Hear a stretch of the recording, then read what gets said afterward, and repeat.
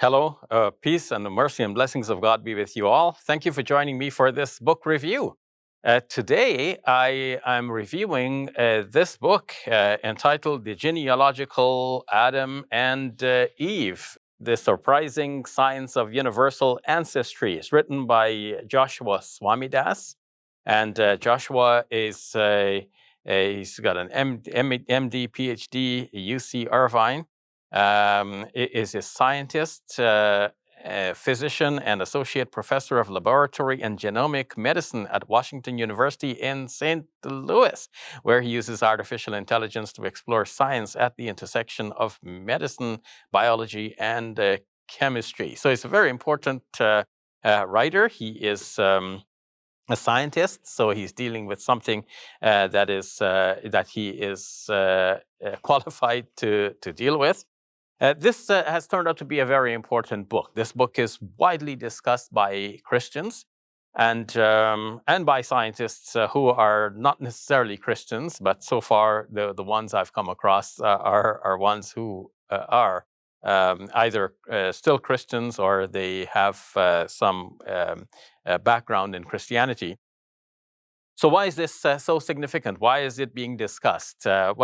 Swamidass comes up with the surprising distinction between genealogical ancestry and genetic ancestry. So let me take that apart a little bit and tell you about that significant discovery or delineation between these two aspects of our inheritance.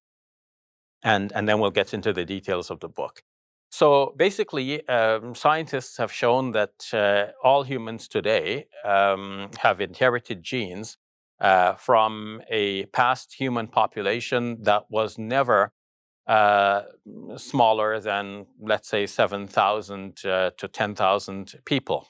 And in addition to that, we have evidence in our genes that we shared common ancestry with chimpanzees, gorillas, and orangutans. So the evolution that led to the presence of modern humans like us here on our planet is a very ancient one. It goes back to very ancient roots. But geneticists do not trace our origins back to a single couple, to a man and a woman, as described in the sacred scriptures, whether the Bible and apparently in the Quran, whose name might be Adam and Eve. For geneticists, this is not even a question. And this modern genetic study has actually led many people to feel that we can no longer believe in the scriptural narratives that all human beings sprang from a single couple.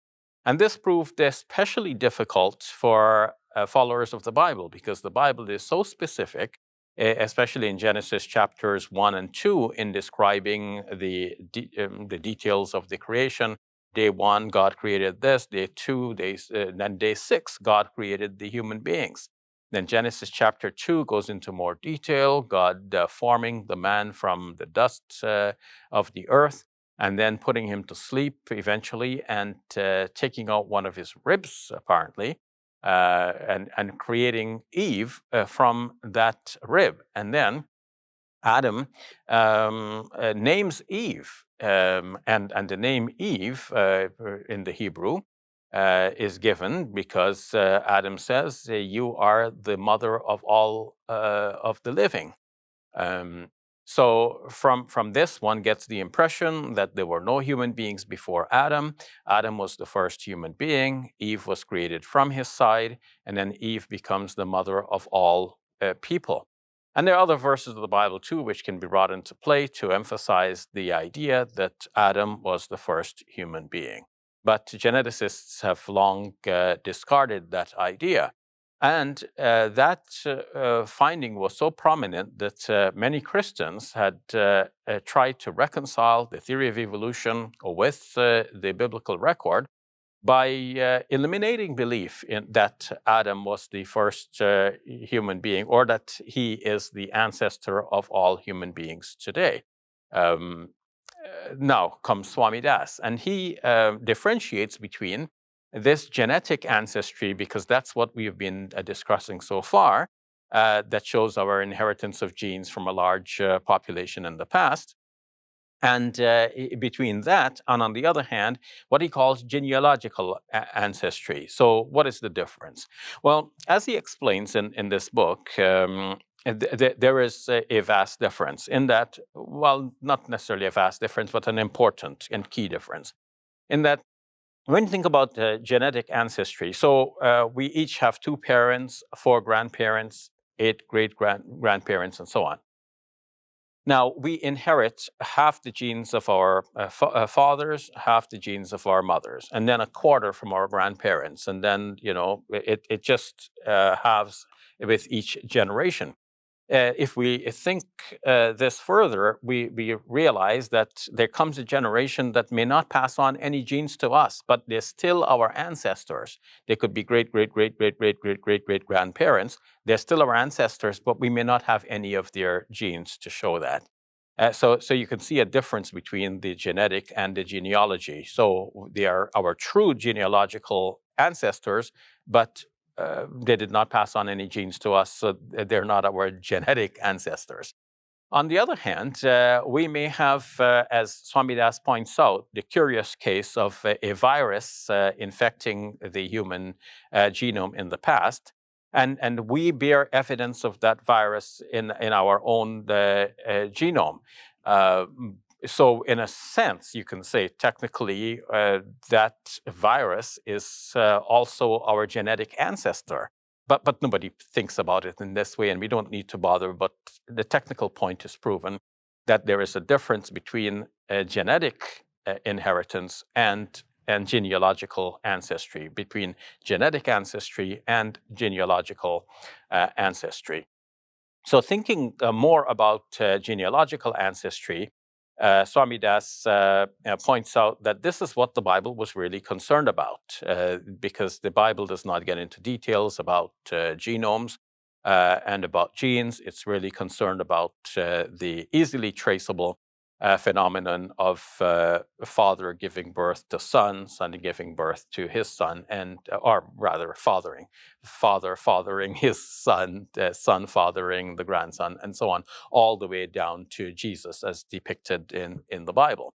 So, tracing the genealogy back is what Swamidass is interested in doing here, and in doing so, he shows that it is possible that there was a couple some 6,000 to 10,000 years ago from whom we all spring. Now, this requires some explanation, and it is surprising and even counterintuitive, as he points out, but there is a good explanation for that.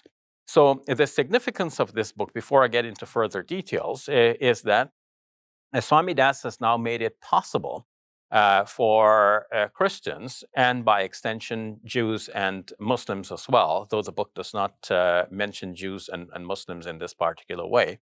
But he's made it possible for us to think about a first couple who then became the progenitors of the entire human race. And even first here is not necessary in what he is describing, because he is admitting that we, as geneticists prove, we have the genetic inheritance from thousands of ancestors.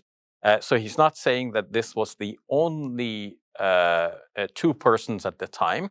He's saying also that there were persons, as he uses the term, outside of the garden. And by this, he means that Adam and Eve were in the garden. That's the physical space. But he doesn't mean necessarily the physical space. He means that apart from Adam and Eve and their descendants, there were other people. So there would have been other people existing before Adam, and there are other people who continue to exist alongside the progeny of Adam. But after many, many, many, many generations, after thousands of years, those other people did not leave any descendants. And so all of the descendants that we have now could theoretically be from a primordial couple. That would be Adam and Eve, who lived maybe in the Middle East some 6,000 to 10,000 years ago. As you can see, this is a remarkable thesis. And you can understand then why people are discussing it, especially Christians reacting to it, some trying to debunk the idea, some accepting that there is at least the truth to the scientific aspect of it, and then wondering about the theology concerning it. So we'll get into some more detail concerning that before we're done. So the book itself is a couple of hundred pages long. The first 100 pages or so is about the science and how do we get to this understanding that there is this possibility that from one couple everyone could spring. So let's go back to the idea that each of us has 2 parents and 4 grandparents and 8 great-grandparents and so on. Now, obviously, if we keep expanding back, the past population we have to imagine to be very vast. In fact, this becomes even more problematic when we think that each person would have this many ancestors. Well, the solution to that conundrum is to realize that we have shared ancestors. So, somewhere along the line, our ancestors are common in some lines of descent. Otherwise, the past population would have to be much bigger than the present population, and this is obviously not the case. So what is the case is that the past populations were smaller, and from the smaller population, we get this blossoming of the human race. So we have shared ancestors as we go back to the past. Now, as we trace this back, eventually we come to a point when this can be computed statistically, and it's been done by people before Joshua Swamidass, for example, by Joshua Chang and other scholars. And they have worked out statistically that we have a shared common ancestors that are, just a few hundred years in our past. But given the models that they use and the assumptions and so on, this could be revised. And Swamidass excellently revises this and looks carefully at all of the different scenarios that actually play out in human real-life situations. And he revises that to say that you can have a common ancestor for all human beings somewhere like 3,000 years ago to about 6,000 years ago. And if he thinks more carefully about what was the situation in the first century of the Common Era, so that's a convenient point to think about theologically for him, because it would mean that this is before Jesus started preaching on the scene and before the New Testament writings were put into effect. So thinking about it from that perspective, he can compute that if there was an Adam and Eve, then they lived maybe about 6,000 years ago, about 4,000 years before AD 1, and maybe even up to 10,000 years. But he's not building everything on these dates. He is admitting that when we go back far enough in time, so we have a universal ancestor, and then that universal ancestor is not the only one. We can speak of that universal ancestor as the most recent common ancestor.